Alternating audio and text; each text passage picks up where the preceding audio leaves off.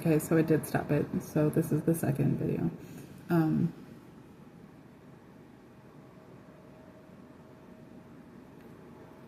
So what I saw was that she recognized prior to her son being born that he was going to be special. She knew that if she had him, that he would be special.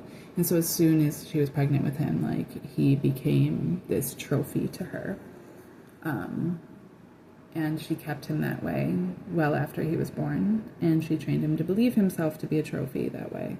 And that he was so special because of his position in life, specifically with her, and like preyed on him that way long before she was disabled. She kind of, she chose to stay with a husband who was abusive because she believed that to be what made her a good woman. But like in her heart of hearts, she knew that she actually just was codependent and was too afraid to leave and didn't know what she would do without him, and didn't know how she would like get her sons away from him and not have him provide for them. So she stayed with him. And when she had her sons and he continued to be abusive, like, they got to see that, and she played that like their dad was such a terrible person, when in reality, like, she also like knew that man very well, and she knew how to get under his skin about things too. And I'm not saying that the abuse was ever justified by any regard, but that she also was without full excuse.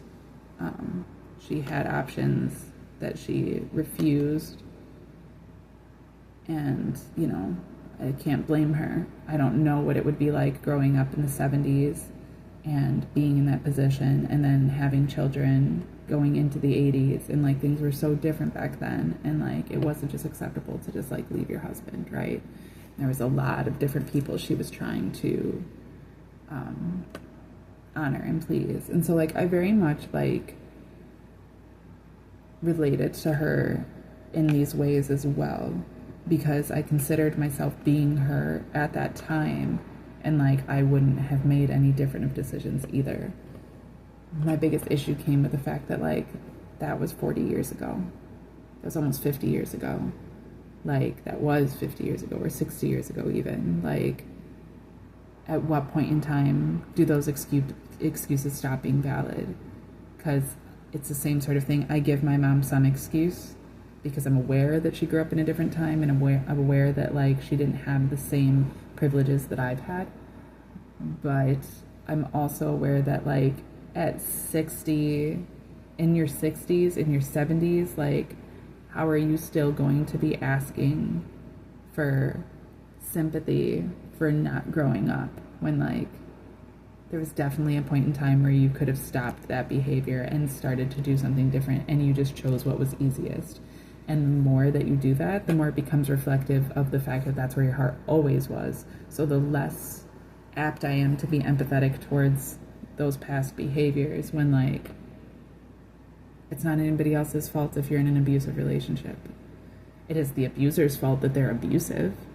But I was with a dude in Baltimore who kept me in a closet for a period of time, who like kept me in a room that had rules scrawled across the wall that like I wasn't allowed to speak unless it was what he wanted to hear, the way he wanted to hear it. I wasn't allowed to look at people. People weren't allowed to look at me. I wasn't allowed to go out in public. Like, I had all of those different things going on. Meanwhile, he was drugging and raping me. And I was expected like to figure out how to mentally find my mental fortitude in order to survive that, or to become the person that he wanted me to be, which is not somebody I could literally ever become. Not just because I don't want to, because he wanted somebody that wasn't me. And he told me at one point that like if you don't wisen up and figure this out, like, you're gonna die here, like you're gonna end up getting killed, because this isn't meant for you to survive. Like, you have to figure out how to get out of here, otherwise you are an idiot. And that to me is a privilege. I'm aware not everybody's had that privilege, but like I've been in a situation where, like, I had to do whatever it took to get out. I've been in multiple situations, actually, that have been like that, to be honest. Not quite like that. That was something a little different, but in the same regard, like, it just... And like I said, like, okay, so we can forgive back then, but, like, what about now? What about once your sons were grown? Like, you know, because, well, that was the worst part about it, right? Because this man sat there and abused her, beat the shit out of her, up until, and probably even a bit afterwards whenever they had interactions, but, like, up until she became disabled, and then he left her. Now, granted, she became disabled in a car accident when she was cheating on him, but both of them were cheating on each other, and he started it, and he was abusive. So, like, maybe he didn't start it, I don't know, but he was incredibly abusive. So none of it ever excused any of it, right? There was a lot of toxicity already going on. None of it's a good excuse. At some point in time, you still have to grow up. And, like, especially, like, now your sons are grown, and now they're starting their own families. And instead of growing up, you're not just dependent because you're disabled. You're so codependent that, like, you hate their wives because their wives are taking your sons away from you. And, like, she bragged at one point, like, that's when, like, and, like, I get, those things are all very subtle. Those things happen all the time, honestly. Those different types of dynamics and stuff. It's unhealthy, but, like, pretty common. Happens all the time in different families. But when she bragged to me the same week, and this is, like, her grandson had gone to jail for the 5th time since I'd been there. Pretty sure it was the 4th or 5th time, literally. And she kept bailing him out of jail. And his dad was like, stop bailing him out of jail. I don't want him at my house because he's just robbing my neighbors and shit. He's acting a fool at my house. I don't want him here. And he can't be at your house because he legally is not allowed at your house any longer. So quit bailing him out of jail. Let him deal with the consequences of his actions because you're only making it worse. Every time you bail him out, he does something that adds on to what he's already dealing with. You're going to end up sending this boy to prison for the rest of his life. Please stop. And she wouldn't. And not only did she keep bailing him out of jail, she kept giving him money for drugs and then sending him off to go do things for her so that he would get on drugs. Knowing that that's what was going to be happening, right? She's not an idiot. And so while that was happening, so now she's bailed him out of jail so many times after being told not to, after being asked not to, after being explained why it wasn't helpful to anyone, not even her. Like, why are you doing this? Please stop doing this. Now she's mad because she has spent all of her money. She spent like 50 grand over the course of a few months just to get this boy out of jail, right? She doesn't have any more money for the courts. She doesn't have any money more for the cops. So now she's demanding that her son pay for these things. And he's like, I already told you to quit doing that. I already told you I'm not going to be paying for this and I'm not going to be doing this. Like, why are you putting me in this position? She's like, because now I'm going to lose my house. Because I don't have the money to pay for anything, including rent or groceries. I don't have the money for anything, so now you have to do it. Otherwise, you're putting me in a bad position. Like, the most manipulative shit already, right? That was the first trigger, because all of it was just so incredibly manipulative. It already had been, but it had been spread out in these different types of ways, and there'd been all of these different people playing these different types of things and stuff like that. But that, to me, was just, like, too much. The same week, so then she's freaking out the whole week, right? Like, she's just not, if she's beside herself. At this point, she's done. Like, she's done. She's not trying to play nice anymore. She's not trying to pretend she's a sweet old lady anymore. She's pissed because she doesn't have any money. She doesn't know what she's going to do. She needs to get this guy out of jail because she keeps trying to get him to kill me. And I'm still there kicking. So, like, how else is she going to get rid of me?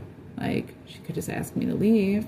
But I know too much now. She doesn't want me going and telling anybody else about everything that I know, especially not all of these people that she's, like, actively robbing and manipulating and scheming. It just got very complicated very quick. So then in the same week, then she, like, happens to be, like, talking to me or whatever. She was going back and forth with being nice to me, but it was mostly because she was just trying to keep the peace, right? Well, then she, like, happens to brag to me about how she didn't necessarily say that she sabotaged the relationship, but she let me know that she was very happy that her son didn't end up with the love of his life prior to his wife now, who she hates, by the way, and has no problem talking about how much she hates this woman. But she was so happy that her son did not end up with the love of his life, because had he would have been traveling the world with her and would have been happy without her, and he wouldn't be there for her. And I was like, that's so fucking sick. You sound just like my mom. You sound like my mom. My mom told me right to my face that she was not happy that I was happy when the first time I was happy, when my relationship was actually solid and not toxic. And like, she told me that right to my face because it wasn't what she wanted it to be. I wasn't with the person she would have chosen for me to be with. I wasn't living the way she would have chosen for me to live, and it didn't make her happy. This was the same thing, only also, like, this woman admitted that, like, it was mostly just because she needs her son. She can't live without her son. She needs him around. She's so codependent that she can't live without him. So she was so happy that he is now miserable with a woman that she hates, that apparently is super abusive and a drunk and, like, mean to everybody and just using him for money and stuff like that. And she's satisfied that he's in this position now, while his son is, like, his oldest son is just fucked up because of her. Because of her. Not just because of his mom, because he does have mommy issues. I'll give it that. He has daddy issues too. But his issues with his grandma are something on a whole nother level that there isn't even a word for him, aside from toxic. And she's happy with that because she's still able to control everything. And I was like, this bitch. Like, I actually love your son. I actually love your grandsons. I love your family. Like, love them. Like, actually care for them. Like, actually want what's best for them. How dare you? How dare you gloat and be happy that they're miserable because of you, because of what you need. And the only reason she thinks that she needs these people is because she's too much of a bitch to want to be nice to people that don't fit her standards of control. She doesn't want to have to be in a home or be cared for. The healthcare in Texas, as far as I could tell, honestly, like, these people, like, are caring for people better than people are generally getting cared for around in other places. And I come from Wisconsin, where they're supposedly giving the best healthcare that there is in the nation. So, like, it's not that it's the worst. Nobody wants to be in that position, but you asked for it. You're the one that got in the accident, like. And even, I get it, that happens. That happens to the best of us. All of us could be found in the worst things, doing things that we knew that we weren't supposed to be doing, and then have to deal with it for the rest of our lives. It's not fair to anybody, right? But, like, I don't know. I think the universe knew what it was doing when that happened, to be honest. And, like, ultimately, like, her family could have still been around if she would just stop being such a controlling bitch. Literally. Like, that's what's driving everybody away. Okay, sorry, that's a rude judgment. I don't actually know these people fully, right? I was only there for a very short time. Like, I only got to see the worst of a certain period of time. Like, who even fucking knows the real stuff? Her son, her poor son that's been through everything. And, like, I say poor, but, like, he's also a grown-ass man that makes his own decisions. It's just, like, how long does this familial toxicity have to continue? Like, how many more generations need to make this excuse? Thankfully, it seems like his younger sons are, I don't know. I hope the best for them. I hope the best for them. Because anything could be anything, you know? It just...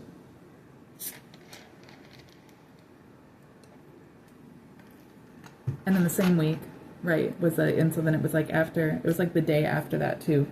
And that was really stuck in my head. Just her gloating about it. And, like, it just really triggered me because it made me think of my mom, where it's like, you would literally sabotage a good relationship and make it incredibly unhealthy just so that you can be like, look how unhealthy this relationship is. Which, because then I was like, that's probably what she did with his wife right now. He probably loved that good woman and she probably loved him, and then his mom got up in that business and fucked it all up, and that's why they hate each other now and hate themselves and are fucking, you know, doing all this crazy shit and everything's out of control. Like, wouldn't be surprising. And then I hear her, like, the following day or 2 days later, calling her son and screaming at him, like, you better pay my bills, because I'm getting him out of jail. And it was like, okay, I'm done with you. I can't. I'm so over this.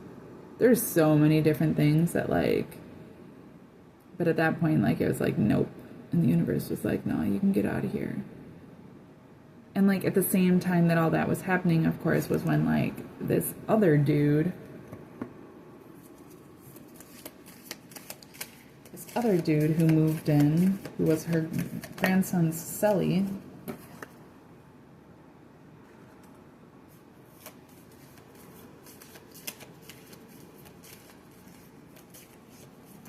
he moved in and was, like, trying to be my friend, and then he was trying to get with me, and then he was, like, obsessed with her son, and it was just, like, really weird. That's, like, I can't even get into this stuff. There's so much I could say. I feel like the cards actually make it harder. I don't know.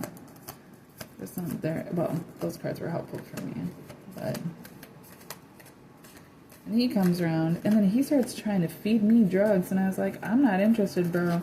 And he was like, I found this little baggie of white powder at the bus stop. He's like, what do you think it is? And I was like, I don't know. It doesn't look like Coke. That's the only thing I know. And I don't even have any intent to do that anymore. Because I already know how y'all use that shit against people too. And, like, it's not like there's anything good about Coke to begin with, you know.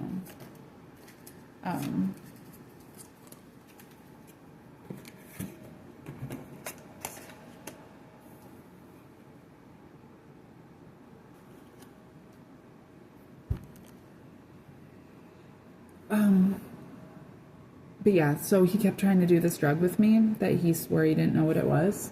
And it was just going to be fun, and he was going to do it, but he wanted somebody else to do it with him. I was like, I'm not interested. I'm not trying to do drugs right now. And, like, because I have done Coke many times, and I always enjoyed it because that's what Coke is. It has the enjoy it chemical. I would never suggest doing it if you've never done it. Don't do it. Don't do it. It's the devil, as far as I'm concerned. There's nothing good about it. It only makes you worse of a person. Doesn't do anything good for you. Drink a soda. Drink a Red Bull if you must. Don't do cocaine. Like, that's, you know, not even as damaging and stuff as, like, crack can be. But meanwhile, he had been, like, for, like, 2 weeks prior to that, he had been, like, fucked up on ecstasy. He's, like, doing tons and tons of ecstasy and was, like, all over the place. Like, he was acting insane. And I'd get to the point where I was like, bro, this isn't a good look. I don't even know you. And, like, and he's like, oh, you can tell that I'm on something. And it was like, you're beyond on something. Like, it's actually got you fucked up. Like, you are straight tripping and you need to chill out on whatever it is that you're doing. And he was like, thank you. He got off of it and got cleaner. He was still smoking and he was still using stuff every once in a while, but he, like, got cleaner. While they're all doing meth and coke.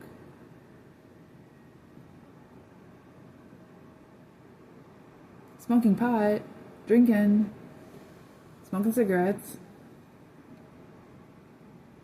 Meth is one of those things, apparently, where, like, you can't always tell with people. Because I've met multiple different people that were like, oh yeah, I'm on it right now. I've been on it. Where I'm like, I would have never known. Would have never known. To me, I always was under the impression growing up that was, like, right up there with heroin and crack. And I've always put it up there with heroin and crack. But, like, I've seen when people are on crack. And I've known when people are on crack. And they're different. And they're, like, not somebody I'd want around or can trust. But, like, I've met people on meth and they're, like, hardworking. They're, like, even harder working than they normally would be. They're, like, some of the harder working people that you meet. They're, like, taking care of all of this stuff, getting all of this stuff done, like, and they do a fine job with it. Like, I'm not like sitting there trying to promote it. I'm just saying that like it doesn't seem like it affects everybody the same sort of way. Apparently there's some people that can do it. I don't feel like I could ever do it. Feel like you get me on that shit once and you're gonna know and I'm gonna be on that shit. Like I don't ever need to do that. I don't ever need to do any of those things. Where like heroin, like I've known people that were on heroin and I didn't know that they were on heroin. But I've also known people that were on heroin where I was like, this person is fucked up. And I've also known a lot of people who have OD'd on heroin. So like that to me is extremely dangerous. But I've watched people trying to get off of heroin being very similarly to people trying to get off of alcohol. And I've watched alcohol fuck people up and take people away from themselves the same way that heroin does. So I put alcohol up there with the same sort of things too. So like, it's really whatever. If it makes you a fine person, if it's not making you a worse person, I don't give a fuck. I don't need to know about it. But like, if it's obvious that these things are fucking with you, like, get off it. And if you're already fucked up on one thing and it's obviously not doing anything good for you because you're like picking your face and like looking for shit in the walls, like, don't start doing PCP. Please don't start doing PCP. Because that was when her grandson went off his fucking rocker. And it just it wasn't fun anymore. I wasn't having a good time. And I loved that kid. Like, I really felt for him. It all just made me really sad. And, like, I didn't blame his dad for not wanting to be involved. His dad kind of went through this whole, like, I've basically given up and I don't really want anything to do with it. And I remember personally being offended because it was like, so what, I just have to take care of this shit? Like, this isn't even my family. But I'm just the only one that cares, apparently. But at the same time, like, I also had a hard time, like, even trying to hold that against him because I was like, honestly, though, again, I've only been here for a few months, and you've dealt with this shit your entire life, and you've been dealing with this shit specifically for the last, like, 15 years, and, like, I couldn't, so, you know, or however long, you know, for a long time, and I was just like, okay, so, like, I don't, you know, I can't even judge. I wanted to, and I couldn't. Because I was fucked up. She was really crazy. That's what I see in his card.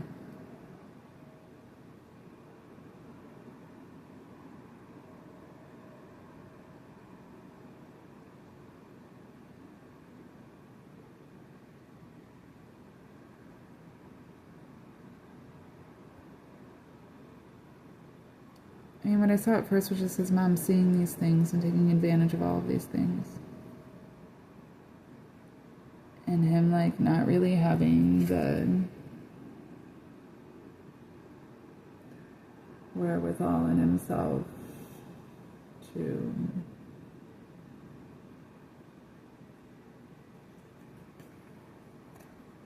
stand up against his mom. Especially because, like, she's a disabled old woman. So, like, he doesn't want to see her go to prison, which would be inevitable. He doesn't want her to be in a home. That's why she has in-home care. And that's why, like, his son is caring for her. And, like, you know. And then, like, in his son's card, in the grandson's card, I see, like, just, like, innocence that's been taken. He had no chance. It's not that he doesn't have a chance. He had no chance. Like, as far as it seemed like a lot of the bullshit that was going on was inevitable. As long as this woman exists, these things are going to be happening because she's not going to stand down.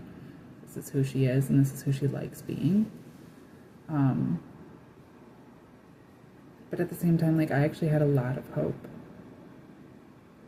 for her son's family, like, in general, to be able to move out of that control system and out of all of that manipulation and away from all the drugs and all the bullshit, and to care for themselves in a way that where, like, they could actually be healthy and loving I used to have dreams when I was staying there, which, like, makes me want to cry, I used to have dreams of, like, their family, like, healing and just, like, hugging each other and just loving each other. But she wasn't around. She was never in those visions because, like, she doesn't want that. Because if they love each other and are able to care for each other, like, she is not in control. And that's the worst thing about it, because, like, she'll play that she needs them to care for her because she's disabled, when really she just wants to be in control. The issue isn't that she needs help and that she needs care. She could get that from the state. The issue is that she wants to be in control, and she doesn't want to see them happy because she wants to be in control. And that was just, like,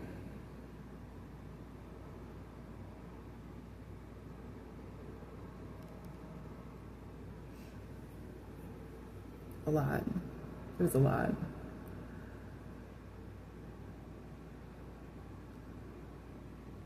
It's too much.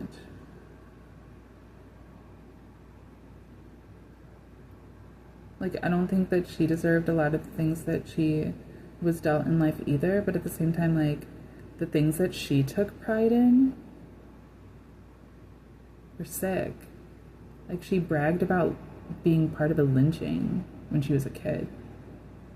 Like, she bragged about, like, ostracizing her sister to the point of her, like, being fucking homeless by choice for most of her adult life because she doesn't want anything to do with her family, and then blamed it on her sister.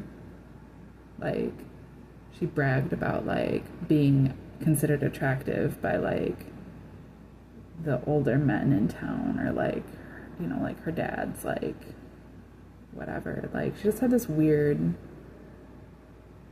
way about her that just always felt like my mom. And I remember, like, spending nights, like, in prayer and meditation trying to separate her and my feelings about her and my thoughts about her and who she was as a person from my mom and from my feelings about my mom. And it was, like, increasingly difficult.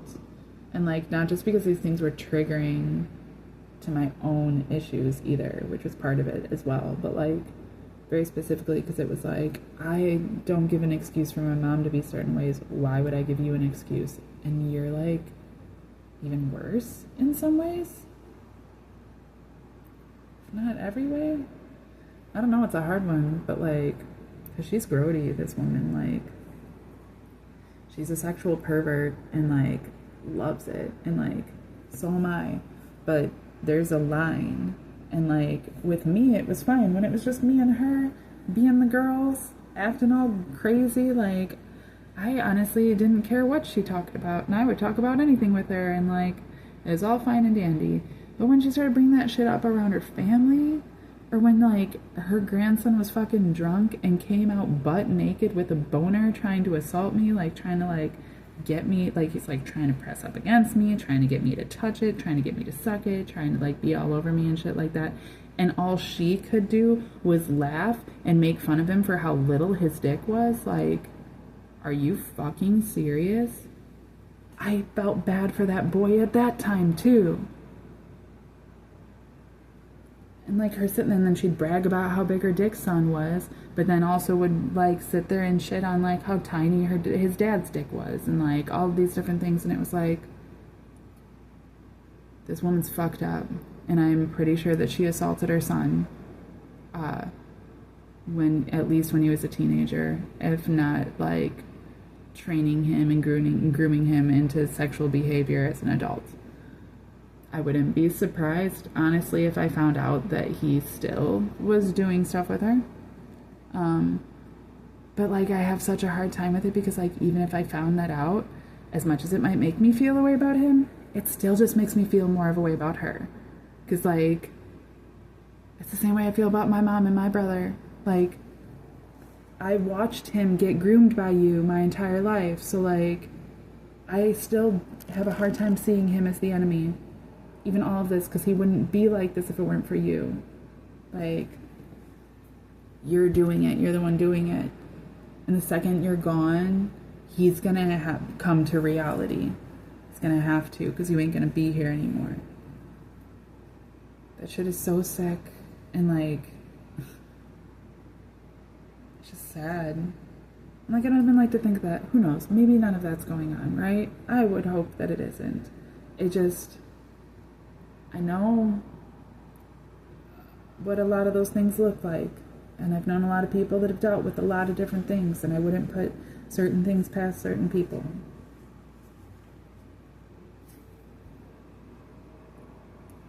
It's just fucked up. It's fucked up.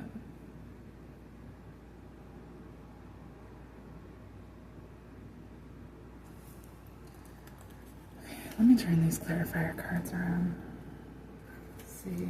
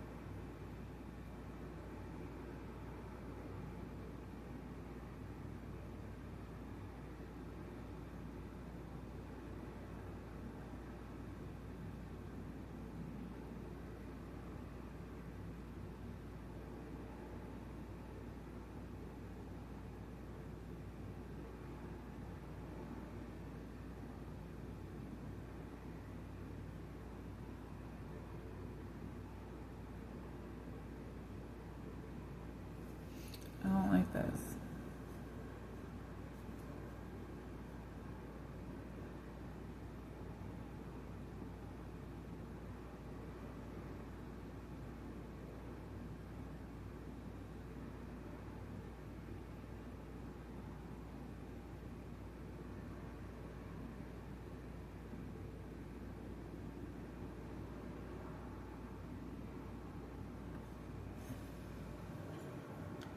I'm like wanting immediately to alchemize these things because I don't like what I'm seeing. And at the same time, then I'm like, okay, I'm finding myself kind of projecting. So I'm trying to remove my projections so that I can see the cards as they really are. And I want to be able to read them as they really are before I try to alchemize them.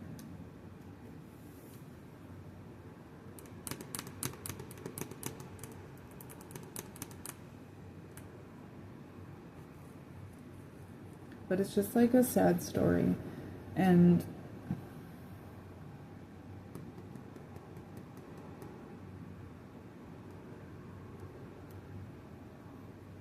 so she has the Lovers in reverse, right? Under that I have the Page of Pentacles, and under that I have the Seven of Wands.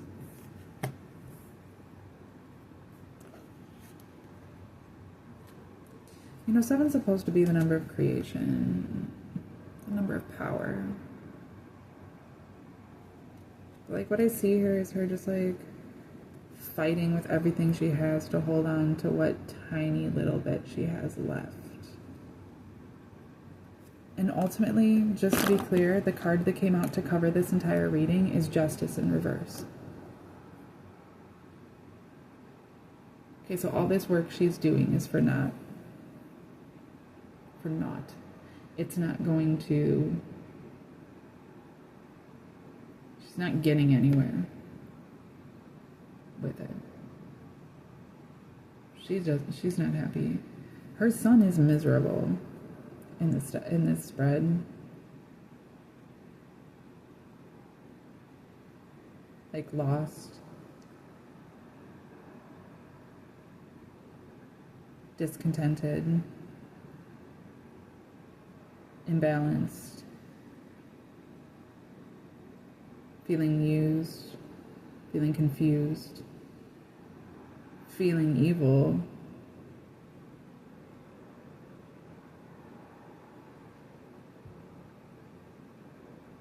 feeling like he's living a nightmare, like everything that like he wanted is out of his reach.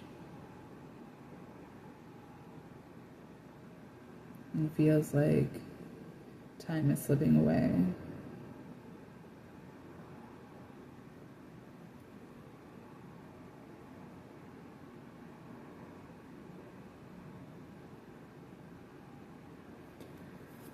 I don't even want to read her grandsons.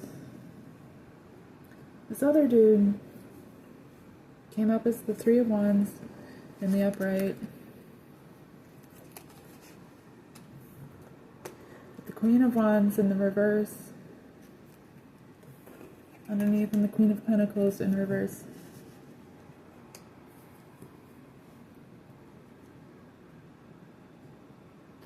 Which at first to me resonated as like getting paid to do somebody else's dirty work, or to do whatever. You're willing to do whatever for money. But then I felt like that was a projection, and I want to see these clearly.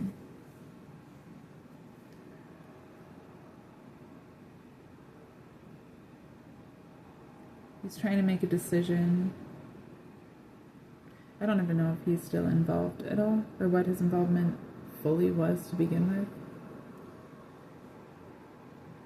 Seems like he's trying to make a decision. And feels confused, and feels kind of blocked, and feels like inadequate. And like he doesn't have enough to like pay for it, or to get it done, or to like feel accomplished in whatever way.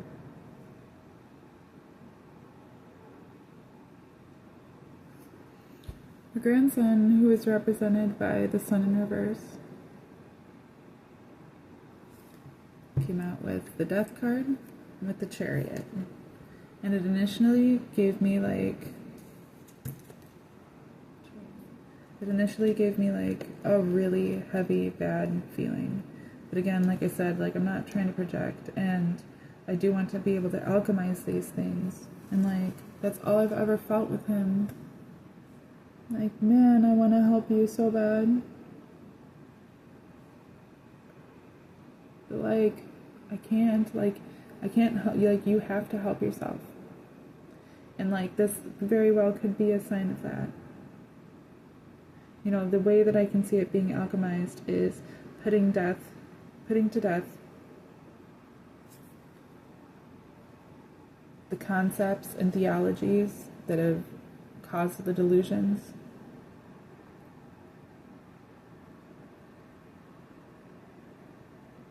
You know, it's wild. He has a daughter.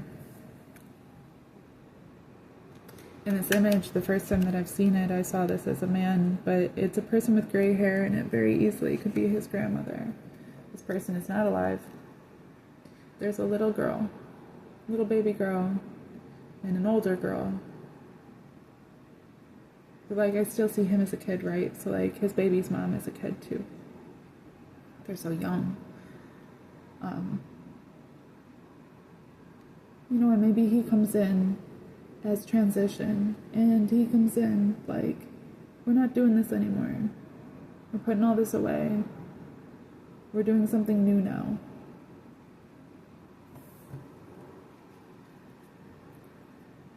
The Chariot's a good symbol of forward motion.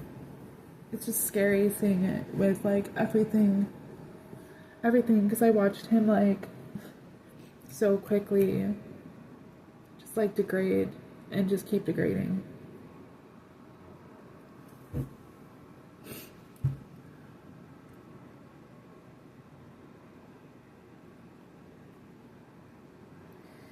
It feels like his dad invested a lot, and did not get a return, and is impatient. And more just frustrated than anything, because justice is in reverse. Like, Even if justice were in the upright, true justice is not going to come out of this fucked up situation. This is too fucked up.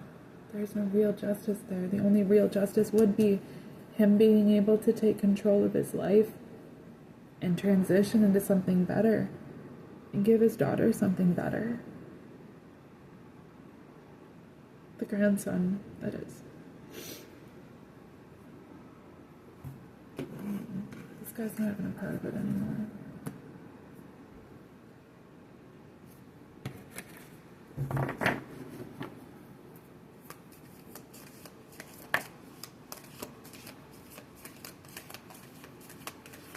Okay, more about this one.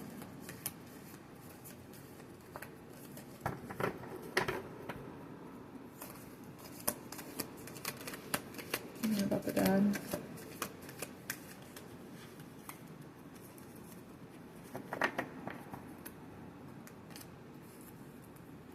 Anything else?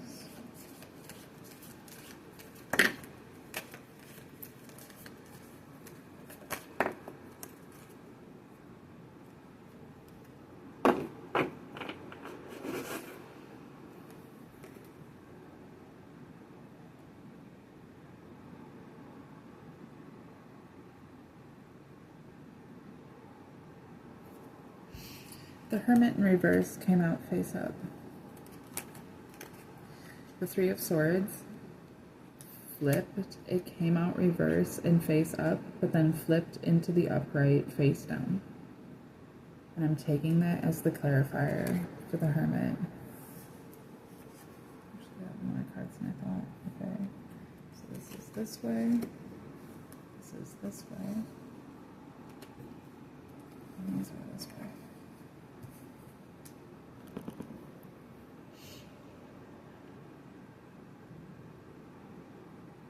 The Page of Wands, the Queen of Swords. They look very similar to each other.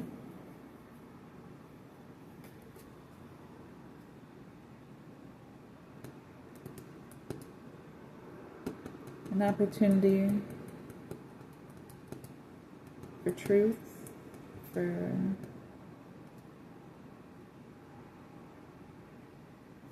newness, for a new energy, for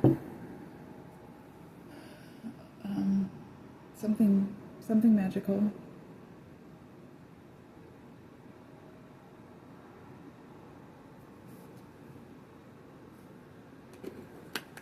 The issue is that we're feeling blind and bound,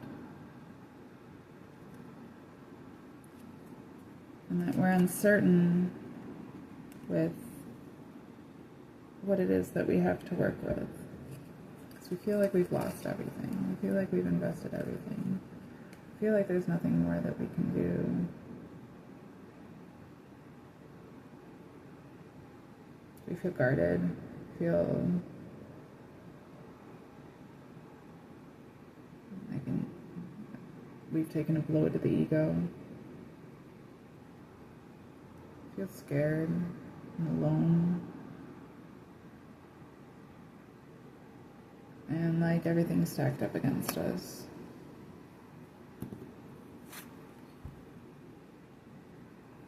So we're in the Hermit mode, but it's in the reverse. Because we're kind of too overwhelmed to really think clearly.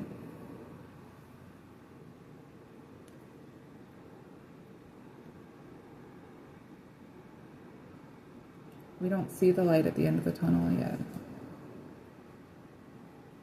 We don't really believe that there could be one fully.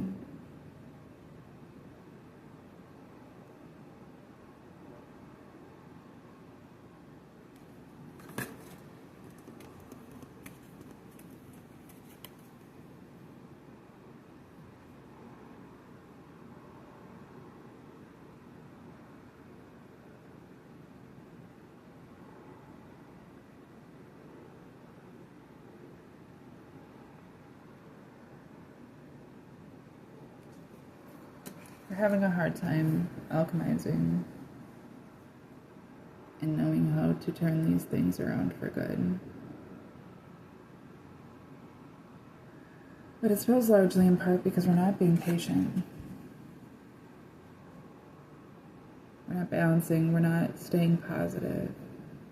We're not seeing the light over the hills. We're not taking time to smell the flowers. We're not grounding. We're not expressing our emotions, at least not in a calm fashion.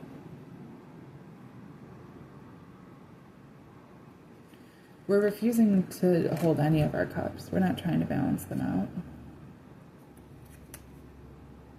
We're being stubborn. I don't want to feel these things. I don't want to do the work. I don't want to heal. I just want everything to be better. I don't want to do the work.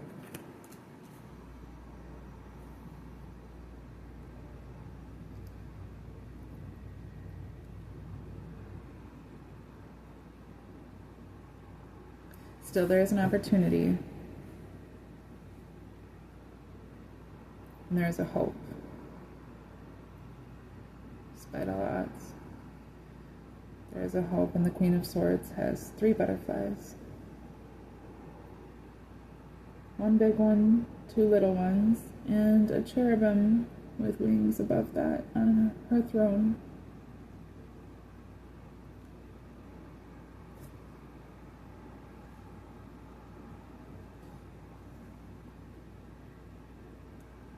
I also don't like the message that just came to my head about.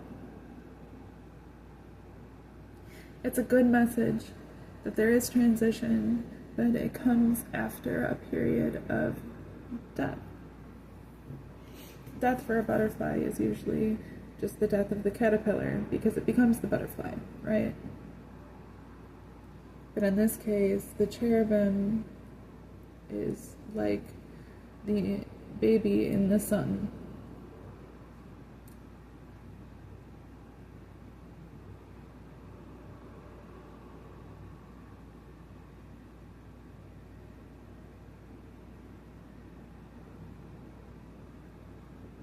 There is healing.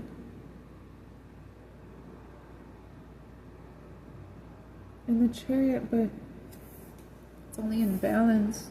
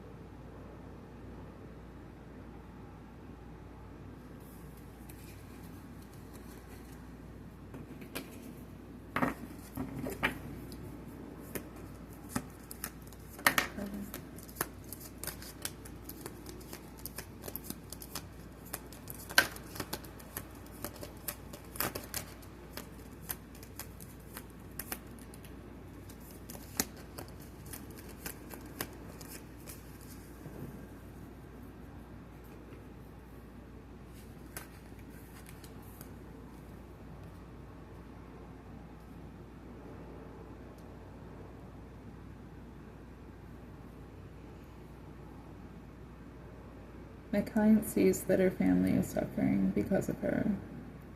Maybe not because of her, maybe she doesn't recognize that it's because of her.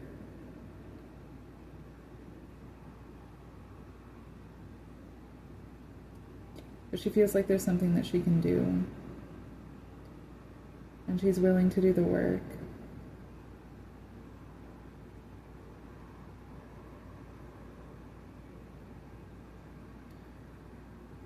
The King of Pentacles in the upright. The Six of Swords in the upright is her looking at her family and seeing the suffering and seeing a way out. The Eight of Pentacles validates the willingness to do the work to get them out.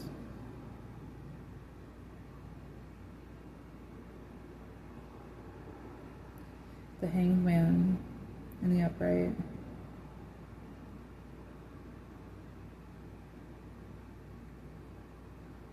Is the confidence to do what needs to be done. The King of Pentacles. I'll give up everything I have to get this job done, to protect my family.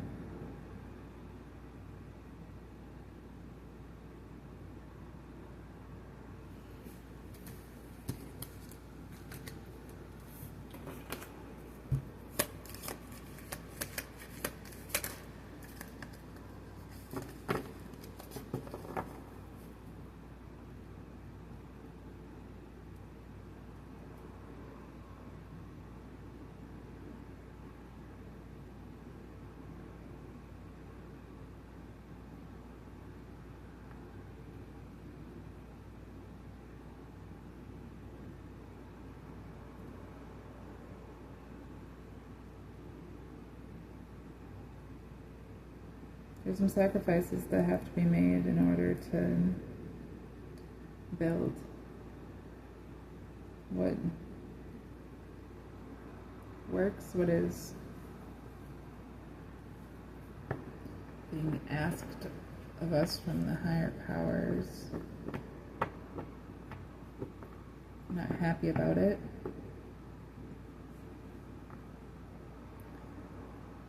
We feel like we're losing the battle, but winning the war.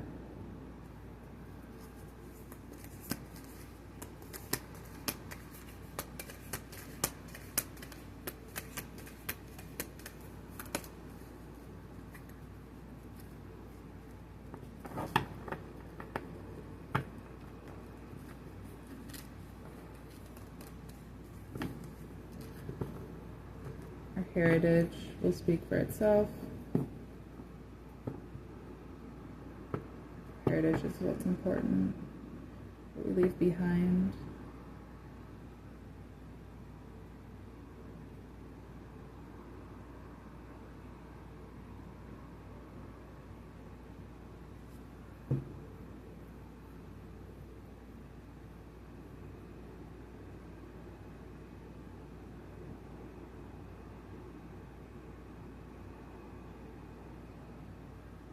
Yet somehow not needing external validation to be rich.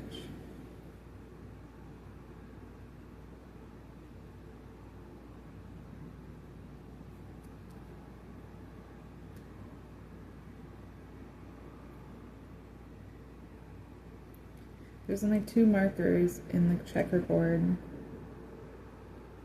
There's only 1 marker in the house. There's 1 marker in society, there's 1 marker in community. There's 2 markers in the sky itself. But there's 3 markers in the quilts we wear. This unique quilts that we've crafted for ourselves.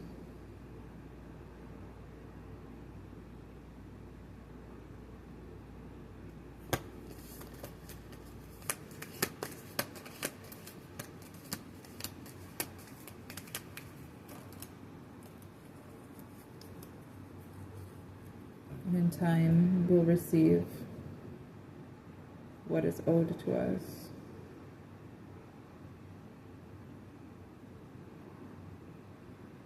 The best, the best.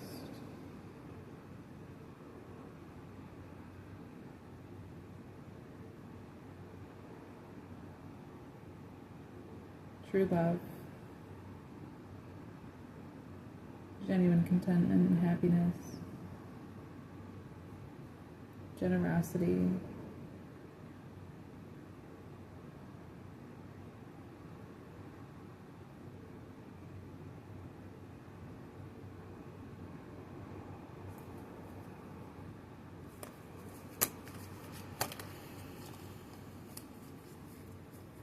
So we don't have to worry.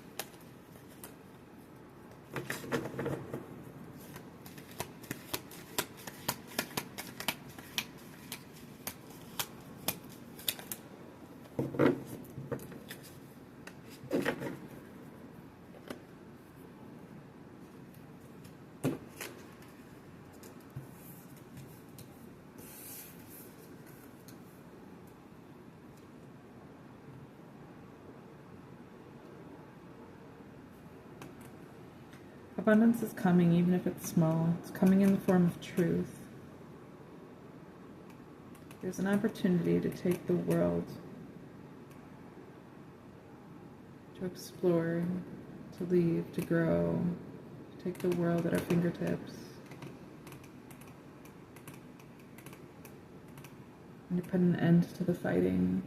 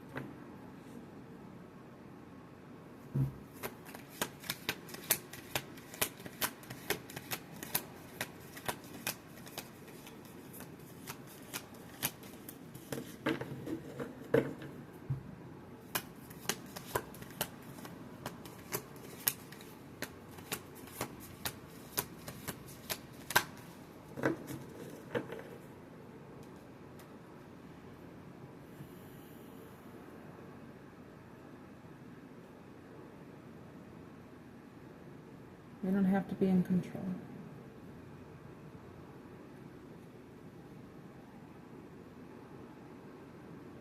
You don't need to know everything. You don't need to have everything.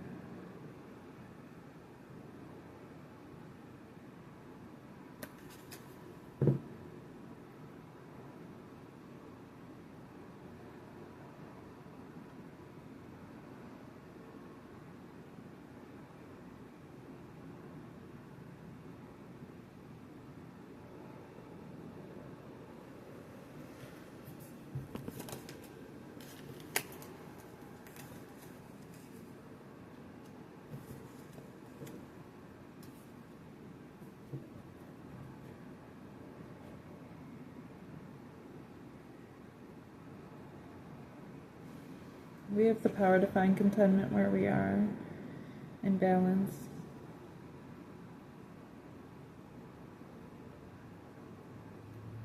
We don't need a full cup because we know that the world is our cup.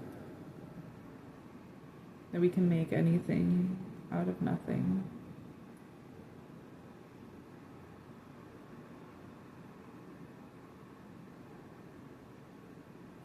The world is turning, but so are we.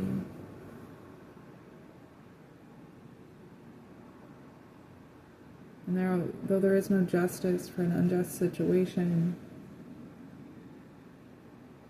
we can have peace.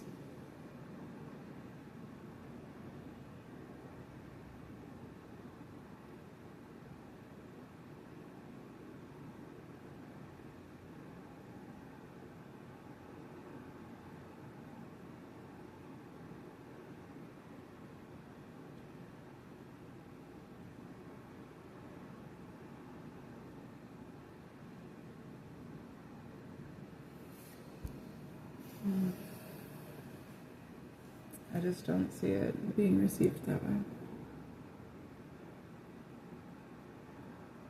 Maybe that's just a feeling. It's not in the cards. Well, what it looks like is a whole ass destiny swap, from my experience.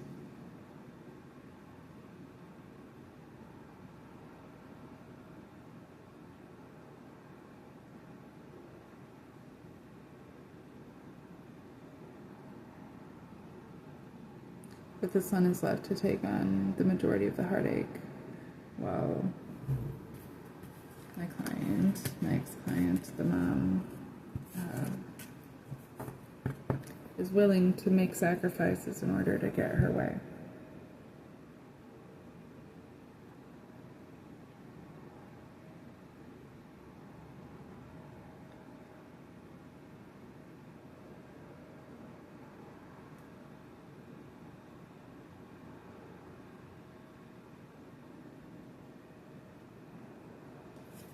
And then she feels like cutting the grandson out.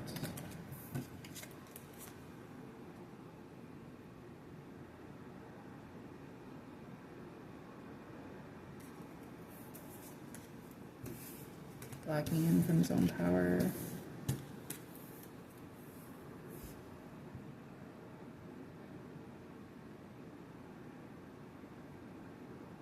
Getting rid of him completely will bring the justice she wants so badly.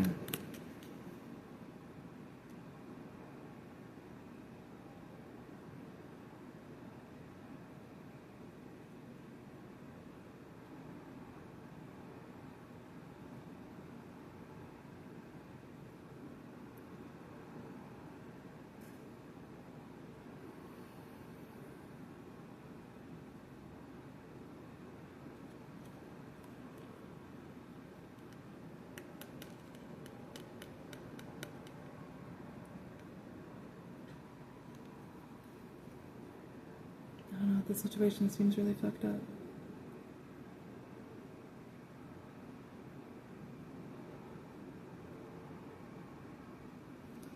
The cards aren't really helping to tell the story, I would say. But it did help me to process some of my feelings.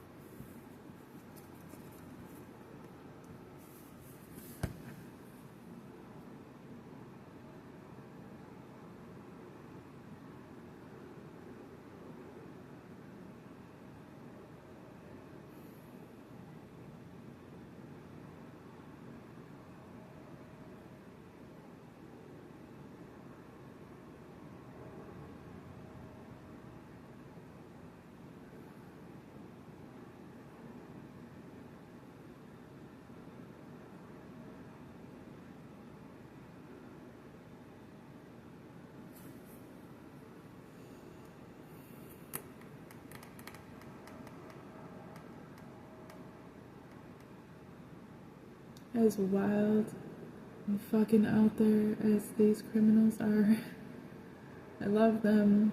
I want the best for them. It doesn't matter what I want, it matters what they want for themselves. You know? And what they're willing to do to make that happen. And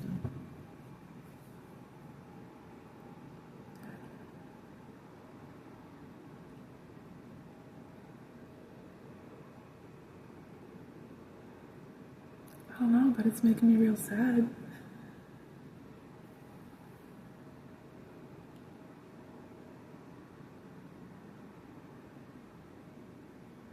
I'm someone that wants so badly for there to always be a resolution. And like generally, like especially like in these readings, like it seems like easy enough to do to kind of come up with like a, what's it called? Like, I don't know, when you bring everything together. But like a synopsis sort of deal.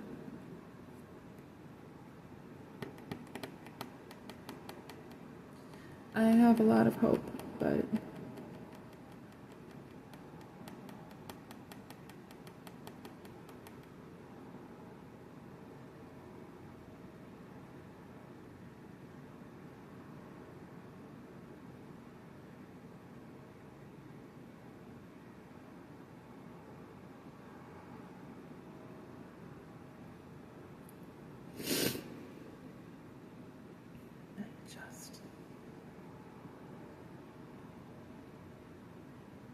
Don't know.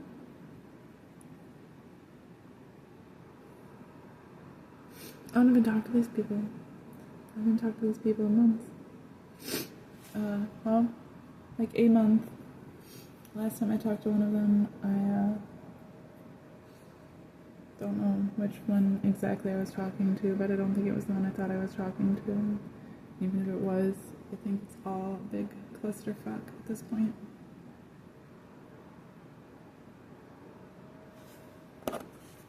I want justice. I want justice.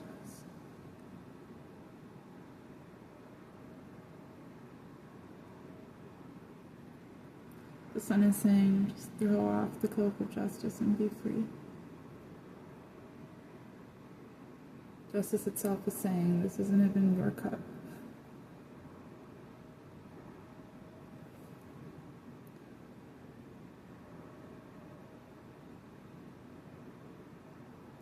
Sword of Truth says, you already know what you need to know. Cut it out. Okay. So that's the last of it. Maybe one day I'll retell this story and I'll be able to do it a little better. Obviously this wasn't the best way to go about it, but it gave me a lot to think about. But I'm not thinking about it anymore, right? We're moving on. We're moving on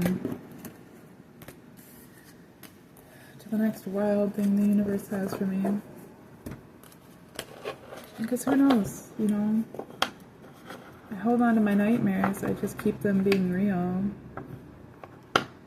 If they turn around and become something different, how would I recognize that if I'm still holding on to those bad ideas? So, you know, that's where my hope goes. But I don't have to cling to that hope because I have other stuff to do. So I guess that was a weird reading. Didn't work out exactly like I intended. Maybe we'll try again later for something a little funner to